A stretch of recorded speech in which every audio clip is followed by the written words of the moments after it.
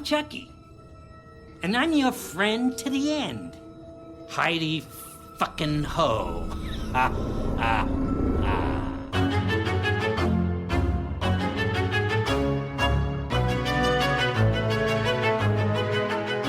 And welcome back to Chucky Queers. It's our weekly coverage of Don Mancini's show, and I'm Joe. And I'm Trace, and we are discussing the season finale, Season 2, Episode 8, Chucky Actually, a holiday episode. Indeed. Happy holidays, everyone. Oh boy. Okay, so Joe, this season took the Game of Thrones route where we have all the bombastic shit happening in the penultimate episode, kind of wrapping up the season's plots, and then the finale is a little quiet up until the last 20 minutes where everything goes tits up.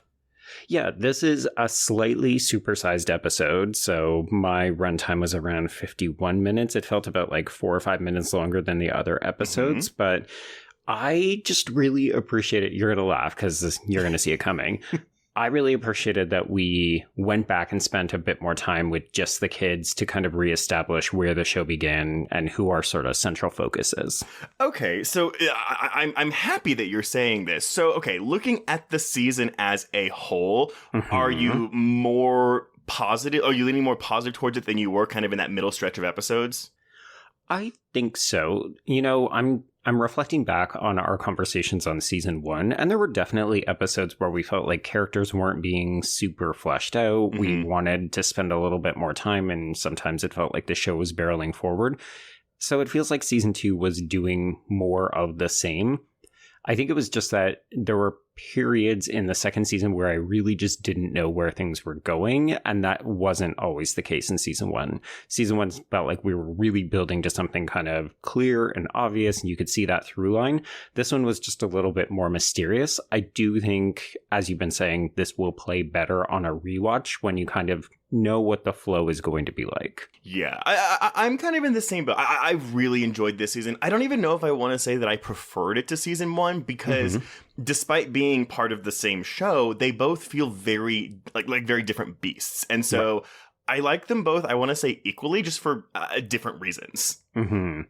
I will say, I think season 2 comes off feeling more confident, and maybe that's just because it's more like a sequel where we don't have to spend so much time establishing characters. We can just kind of jump right into it.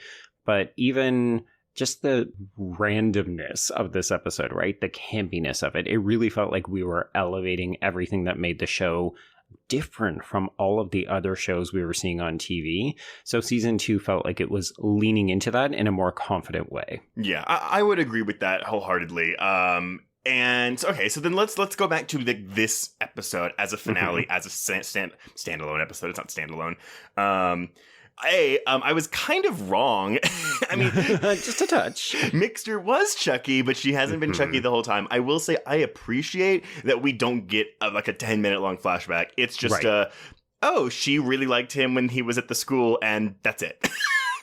Yeah, and we get a gentle little retcon that talks about how she came to be Chucky, and it's a very fast moment. I actually really enjoyed it because it made that scene from last week's episode where Chucky gets shot a million times a little bit sad, because you're like, oh shit, Dr. Mixter was not a good person. You know, we actually see her laughing and goading Chucky into hurting these kids in these flashbacks.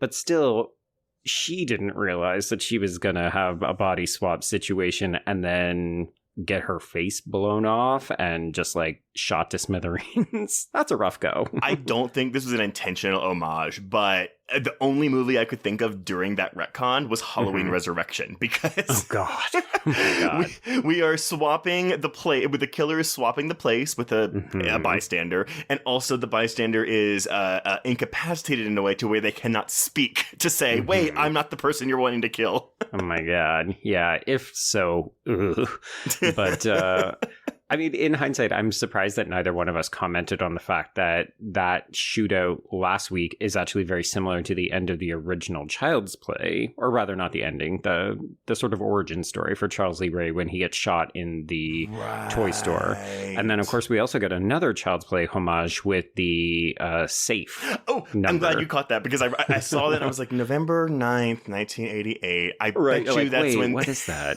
Oh, the The origin of this entire franchise. That's when the first Child Play comes out. Constantly doing references. But yeah, then, I mean, basically after that big reveal, it's a relatively quiet episode for about 30 minutes as everyone kind of resolves their problems before everything turns to shit again. Yeah, which in a way is very evocative of a either Hallmark Christmas movie, a Christmas movie in general. You know, I appreciated that one of the emotional climaxes of this episode is literally just everyone sitting down for Christmas dinner. Oh, yeah. I mean, look, I love a good dinner scene, and this, I mean, look, unfortunately, as soon as Lexi and her mom made amends, I was like, oh, well, she's dead. That mom's not going to be around for much longer. No. And here's the thing. I didn't really even think that her apology was all that good. Like, not Lexi's. Lexi's was fine. But the mayor, I was like, no, you still strike me like a huge piece of shit. So I was very happy to see that she got maybe the second worst death on the show to date. Oh, man. She got a wild vivisection death. Yeah, it was so funny because when we first meet her, you know, first meet her in this episode, she's very much like, I thought she was also on pills because she was acting all happy. But then, oops, rug pull. She's just on her Instagram live feed. Also, I'm trying to think, maybe this is representative of real life politicians, but I would have thought as a politician, you would not want to be live streaming random events from your personal life, especially when you have a child that you don't entirely trust. Maybe. I think maybe. Just because it's like a small town. Like, it's not, if it was a city mayor, I mean, I know, I guess this is a city, but it's like, you know, they're like in the suburbs. So I feel like it's, I mean, she's talking about getting 30,000 likes. Yeah, that's true. Obviously, not all of those are constituents. You can get followers from anywhere around the globe. But it just struck me as like, ma'am, you will not have control over what happens live, so I am surprised you are doing this. I mean, I guess it's Hackensack, so I guess Hackensack is technically a city. But yeah, nevertheless, so we get that resolved. Jake and Devon, I was like, oh god, are we gonna like break them up? So I'm glad that got resolved pretty much. Although, I will say, as someone who has been a sexually active teen, they would have been trying to fuck on the floor of Lexi's bedroom. I feel like the whole reason that Lexi was even in that room was so that we could just gently pull back from that. Because I thought the same thing. You know, as initially you think, oh, well, they're still fighting, or they're not going to be ready to do something like that. But at that point, I was like, these kids are going to try to fuck, right? Yeah, pretty much. But they don't have time because they have a coup planned. I do love that we get that moment where they have clearly been waiting for an attack, which is also horrifying because we just had a conversation about we don't want to grow up to be like Andy or Kyle, and yet here we are hiding in the closet with knives. And here's the thing, like, one of my favorite things about this season has been that we get more time with these kids together. So watching them be able to come together strategically employ. Yeah, I was just like, oh, this is very, very, very sweet, and I'm glad that we have something like this, and I hope it continues into a potential next season because unfortunately the show has not been renewed yet. Yes, yeah, we're still recording these a couple of episodes in advance, but if I remember correctly, it got renewed on the eve of the penultimate episode in season 1, so I'm hoping that Sci-Fi will have already made the right decision by the time you are hearing this. Fingers crossed. But yeah, so we get this awesome, like, you know, okay, I guess before we get into the climax, we talk about Tiffany and Glenn and Glinda. Right. This... I'm assuming that was Billy Boyd's voice returning as Glenn or Gigi now, right? Yeah, I mean, folks, peek behind the curtain. Once again, we don't actually get end credits because they haven't always been complete. So I wasn't able to check whether or not it was in fact the same. But if it's not, it is a dead-on impression. Yeah. Now, I'm a little concerned that this means that we won't be getting Lachlan Watson back next season, but, I mean, who knows? I mean, never say never on this show, right? The way possessions happen. I mean, because, but actually, you know what I didn't get, though? So, if you recall, in our discussion with Don Mancini, I mentioned the heart of Damballa. Right. And he said it comes back this season. To my knowledge, it has not come back this season, right? I have to imagine that he was just conflating that with the chant that Jennifer Tilly does with the Voodoo for Dummies book or something like that. Maybe. I mean, I appreciated the What a Crock callback we get in the epilogue, so... Sure. But to circle back, yes, I was actually deeply concerned when we saw the Glenda doll come back out. Like, it's an exciting moment when you understand what's going to happen, but then, yeah, it was this kind of crushing defeat when I realized we just had that really fascinating moment where Glenda kills the security guard, really acting on what their father had suggested was going to happen, right? That they are a killer. So I was looking forward to that story developing, and I don't know what happens when you put the twins into a single doll's body. Well, okay, so this has been my kind of, I don't want to say concern, but my thing with Glenda, Gigi overall. The conceit with this idea is that we praise Mancini for, having this kind of like doll with gender identity issues, but the problem is based on this, because we have to put them both in the doll. Right. It is if one of them dies, the other one does too, because they are technically the same person. But if you throw a transgender and gender identity thing into the mix, it doesn't really work super well. Because, I mean, look, I know there's no ill intent, but the implication is that, okay, so like a transgender person, like they're having gender struggles, but hey, we just split them into two different people and we get one boy and one girl. Maybe it's like a non-binary thing.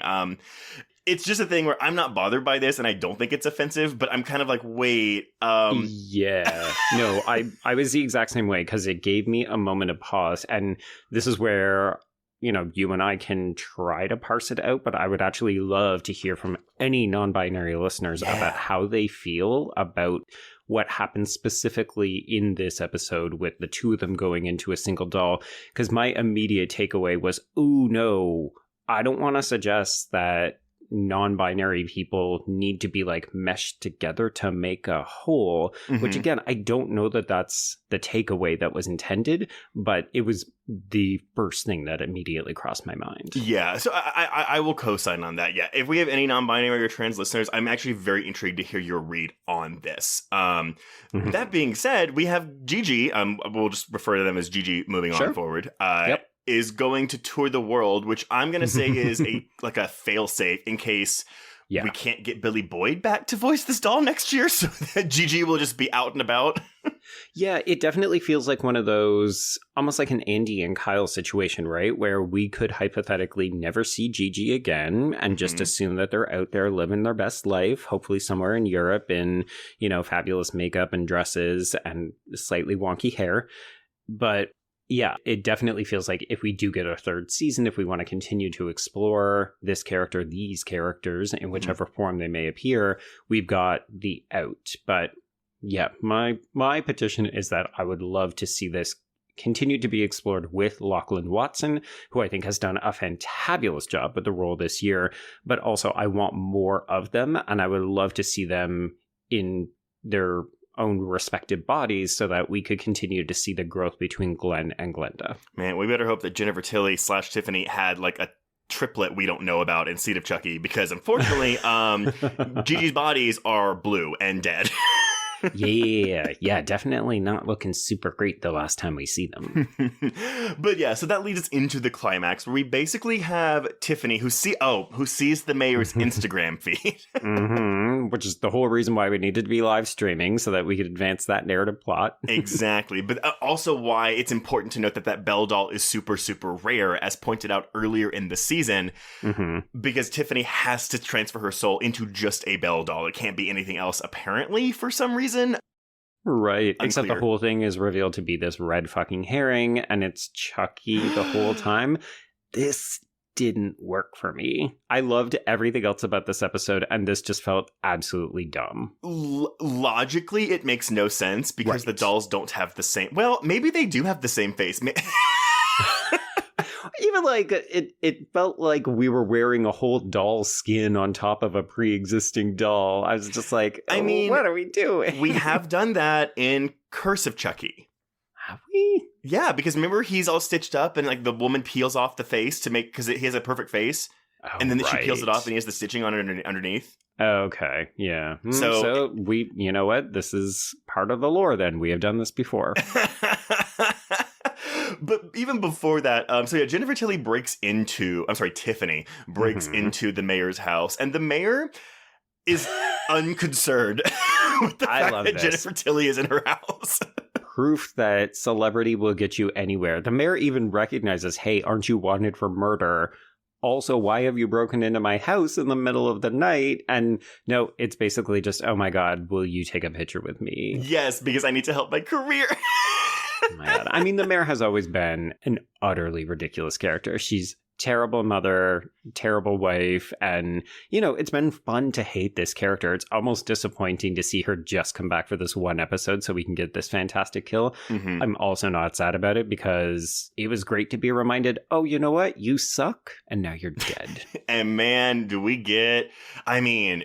The show has pulled out all the stops and done some fantastic gore effects. I mean, some of the blood is CGI in this scene, but honestly, though, the practical work of the dummy getting split in half is awesome. Oh, it's great. And again, the glimpse behind the curtain is that we get to see the puppeteers pulling the two halves of the mayor's body apart as the chainsaw goes through. Super, super fun. Oh, I do love Chucky reading the shopping catalog. It's like Santa's hack-in sack, and it's just advertised as world's quietest chainsaw. Which he then remarks on, oh yes, it is incredibly quiet. Where have you been in my life? So, okay, yeah, all this, I was like, okay, this is like, you know, I get it. We're moving on. Lex is an orphan now. But I was not expecting these kids to be on point and like, Jake stabs Tiffany, and then so does Devon. Meanwhile, Lexi is just chainsawing the fuck out of Chucky's face. Yeah, especially when we had confirmation that this is supposedly the last Chucky that we are going to see. So it really does feel climactic in all the right ways. And it's, I mean, again, alarming to see that these preteens have had to adopt this murderous behavior. It was interesting. I wonder what you thought of this, because we did get a previously on sort of sum up before the episode began. And one of the big things that they talked about was, you know, we went back to season 1 where Chucky was talking about how difficult it was to get these kids to commit murder. Yeah. And I couldn't help but wonder if this was just to provide context for Glenda's actions at the hospital, or if it's going to circle back around because Lexi has now technically murdered someone. Oh, see, I thought it was cluing us into Caroline's turn to evil. Oh, yeah, you know what? Yeah, that works out well. I mean, it could be all of the above. Now, I will say, though, this was one... This worked less for me than the Chucky Tiffany reveal doll thing did. Only because I was like, okay, so Chucky's kind of been brainwashing her, telling her she's adopted. Is she really adopted? I don't think that's the case. I don't think so, no. I am a little concerned with having an evil child next season because I just don't care about that.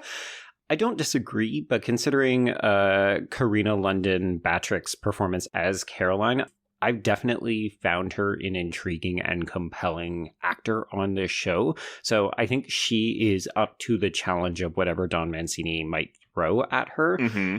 Admittedly, yeah, this is a little bit of like Alexi's addiction storyline where I'm not super excited about it, but it does feel like, I don't know, there could be potential in it. I'm not sure that I loved any of the cliffhangers as much as I maybe did in season 1, but season 2 has definitely proved to me that I need to shut the fuck up and just take whatever I'm going to get with this show because it's always amazing. Well, it's also possible that literally we'll get Caroline and then in the premiere of season 3, she'll just get killed. It could be. Or, you know what? I'm also waiting for like an extended time jump. This episode takes place presumably a couple of months later because Lexi has already completed rehab when we open. So I wouldn't be surprised if in the future we jump ahead even a couple of years and say like Carolyn has been missing and then we've got some like new actress who can handle some more mature content. Yeah, I mean, we'll see. I mean, well, okay, so let's go into this then. So, because the epilogue we have is that Tiffany's got Caroline, and she's trying to transfer her soul into this Belle doll, and it doesn't work until she, you know, what a crock. Right. We get the reveal, yes, the Belle doll is actually Chucky, so rather than having her possess the doll, she recalls Charles Lee Ray back into this Chucky doll, but not before Nika calls Tiffany from Times Square, because they're both in Times Square. I love the erotic thriller vibes of this, by the way. It's very much like, I've been hunting you, and maybe also will fuck you. So, I mean, yeah, so where are we? Oh, also, I love that the kids are not even under suspicion for murdering the mom. I know. As soon as Lexi picked up the chainsaw, I definitely thought, oh, well, bitch, you just made a classic horror movie mistake, and now the police are going to suspect that you killed your fucking mom. Yeah. But luckily, that's not the case. No, which is very surprising. We also got the return of the science teacher, so presumably that will address any of the orphan foster care questions. I was really confused. I mean, look, again, I'm not even bitching about the logic in this show, but is it normal for 3 orphans from different parents just to be given to their science teacher, their high school science teacher? What are you talking about? It happens every day. But yeah, so I mean, Tiffany's fate is left undecided. And again, I have to feel like this is a fail-safe in case Jennifer Tilly opts not to come back next season. Which, can you imagine? It's like bestie friendship over. Don Mancini's like, all right, I've written you a juicy part. And she says, ooh, actually, I've been getting other offers. I'm going to go do something else. Not going to come back. I love that cop being like, Jennifer Tilly, I always thought she was overrated. Just the constant digs at her career on this show. Just, I love a gentle ribbing. That's kind of a thing for me. Okay, so let's what do we think's going to happen next season? My only big worry is that, I really enjoyed the Jennifer Tilly screen time this season. I feel like she got more to do this season than she did last season. And I had a lot of fun with that. And I'm going to be really bummed if we don't have her back in the same type of capacity as next season. I was actually looking forward to having her as a doll voice again. I was too, but it's a similar situation to Lachlan Watson where I don't want to lose Jennifer Tilly's physical performance. I know, me neither. Right? I want it all. I want all of these actors and I want all of these dolls. Every time they say, ooh, this is the last one, I'm like, no, stop it. Stop eliminating narrative pieces that could be interesting. Like, don't close that door. Keep dolls in play. Keep actors in play. But if we've learned anything from this show, it's that literally anything. I mean, the number of times that I wrote, oh my God, in my notes, because I was like, where is this going?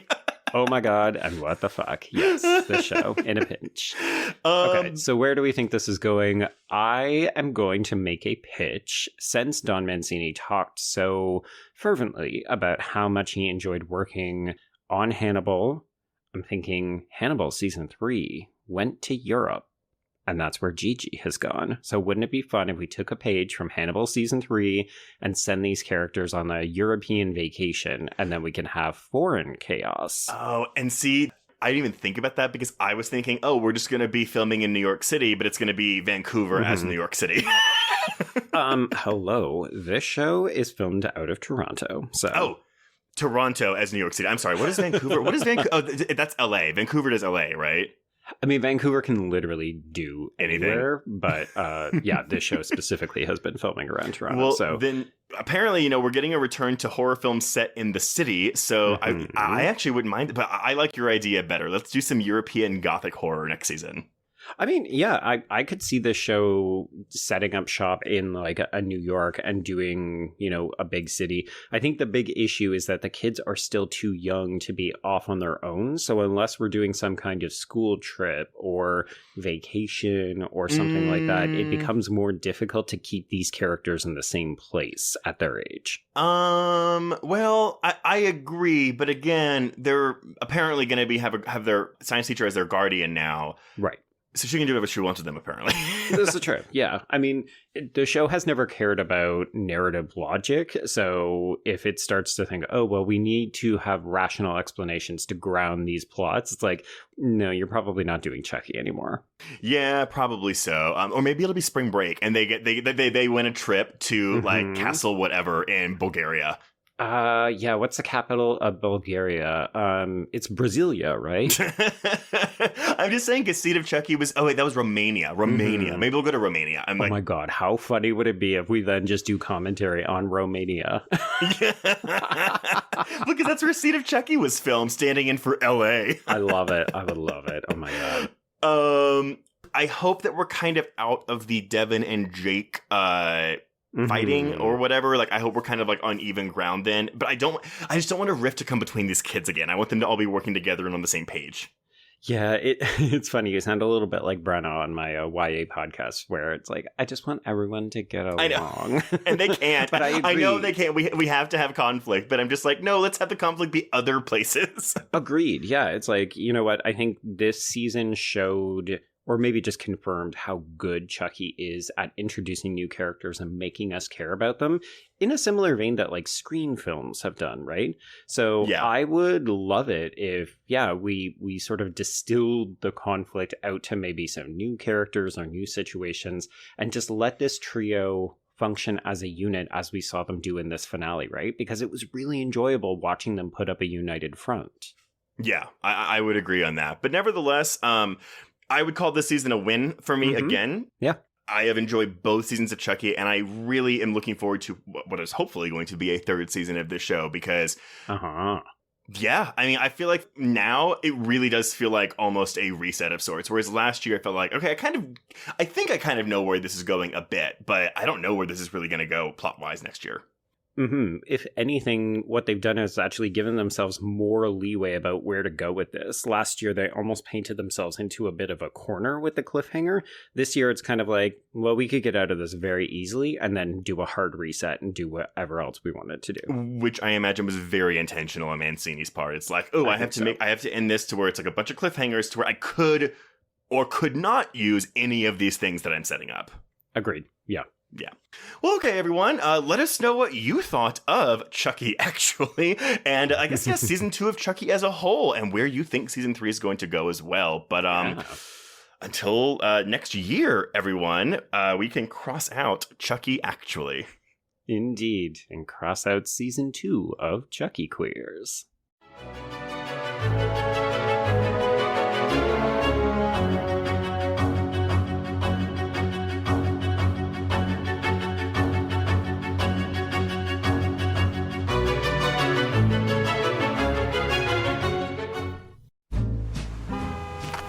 Atlas Avenue, a long stretch of road that encompasses everything the city of Kennett Heights has to offer.